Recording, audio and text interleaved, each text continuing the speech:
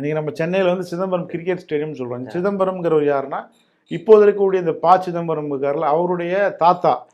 அவங்க வந்து யாருன்னா செட்டிநாடு மன்ன அரச குடும்பத்தை சேர்ந்தவங்க.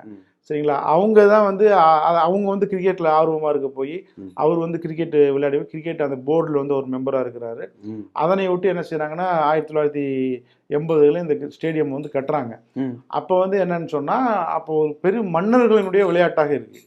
சரிங்களா? அடுத்து வந்து பார்த்தீங்கன்னா சமூக அந்தஸ்துல வந்து உயர் சமூகத்தினுடைய விளையாட்டாக அது மாறுது. ஏன்னா அடுத்த ஸ்டேஜ் அப்படின்னு வரும்போது யாரெல்லாம் வந்து பெரிய பெரிய ஸ்கூல்ஸில் படிக்கிறாங்களோ அவங்களுக்கான அது ஒரு விளையாட்டாக இருக்குது.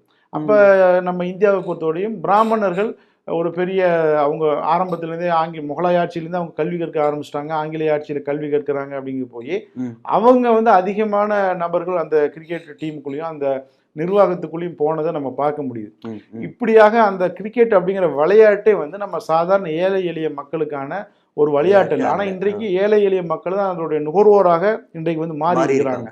இந்த பிசிசிஐ நம்ம சொல்றோம்ல, இந்த பிசிசிஐ வந்து இன்றைக்கு வந்து மும்பையில் தலைமையிடம் வந்து மும்பையில் இருக்கு. பட் அது ஆரம்பிக்கப்பட்டது நம்ம தமிழ்நாட்டில் சென்னையில் தான் அதை ரிஜிஸ்டர் பண்ணியிருக்கிறாங்க பிசிசிஐ அமைப்பை.